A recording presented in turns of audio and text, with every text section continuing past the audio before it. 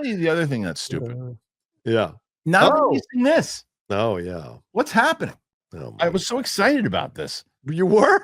Yes. Okay. All right. I wanted to see Joel Schumacher's cut of this. I thought we did see Schumacher's. No, we did not. Dude. Okay. Joel Schumacher was the movies that he made that he was allowed to make without studio interference. Yeah, are really good movies. Lost Boys, Phone Booth, like these movies that they basically told him to do stuff. He's like, I'm a company player. I'll do what you want me to do. And he made toy movies.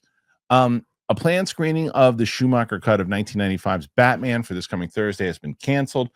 Website and YouTube channel 1995 Batman, which is dedicated to the Schumacher directed future. That's hilarious. There's a full channel directed. It's just that. All right. Says they had planned the free screening to take place at a Cinephile Video. However, the theater received a cease and desist from Warner Brothers after news of the screening made headlines. Really? The site says the management did the best they could, but they had no way to fight it and had to cancel the screening. The theater weren't making money off showing the working, but it's clear that Warner saw things a bit different. Boo to Warner Brothers for doing this. Boo. In 2023, select viewers in the U.S. got a chance to see the original version of Batman Forever, the rough cut, which requires a few $1 million worth of further work in visual effects and musical scoring, clocked in at 158. It reportedly boasts a more deliberate pacing and a deeper exploration of Bruce Wayne's psychology. Response to what was shown has been positive. Screenwriter Akiva Goldsman saying back in 2023, in the wake of Schumacher's passing, releasing his cut would be a nice way to honor him.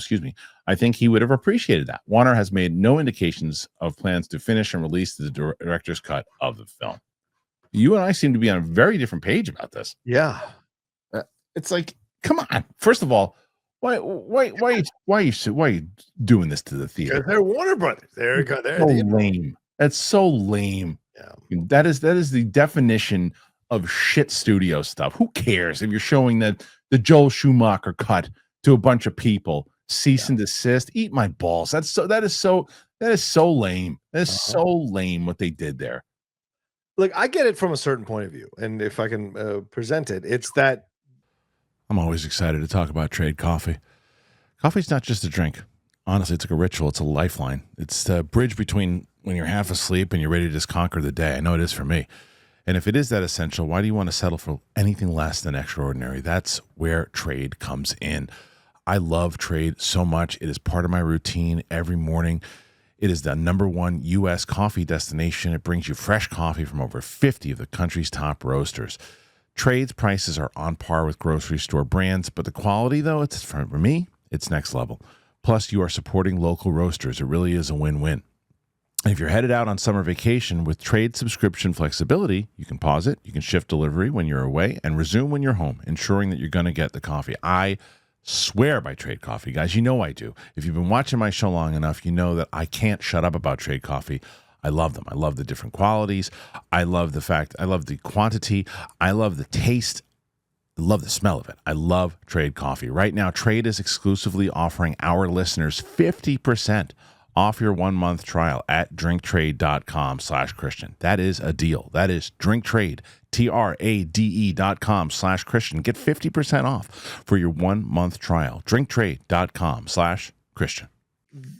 They are very burned from the Zack Snyder situation. Sure. I'm not putting money into it, but the last thing they want is to create another groundswell of people who are like, release the directors. I mean, they've been fighting the Ayer cut for years, that battle with David Ayer saying there's a better cut of Suicide Squad, which is nonsense because Cara Delevingne is still in the movie, so give me a break.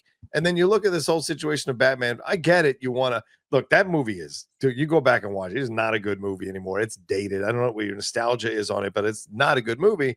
So what was his director's cut going to give me that was somehow much more darker and dramatic and all of that? And I don't think there would be much more of this, but like people buy into this stuff that director's cuts are supposedly these amazing reimaginings. Now, Zack Snyder, certainly that Justice League miles better than the Joss Whedon one, but it's still overstuffed. It still drags. It's still very operatic and melodramatic in its approach. So it's not the best movie, but you look at this situation, I don't think there's even a lot of strong bones to work with in order to deliver an amazing director's cut that's going to change your entire perception of the film. Because as you said, he was tasked with making films about toy. So he can't with one side of your mouth say he accomplished the mission, and another side of the mouth, but he had this other movie that he had made that wasn't about selling toys. You never know. He could have done, but he I don't could know have how done you make that work. something along those lines. Four was where he really went toy style. Oh, I hate that movie. There's Yeah. no way to say that, but I'm curious if he put together this version, and at the time the Warner Brothers executives in charge were like,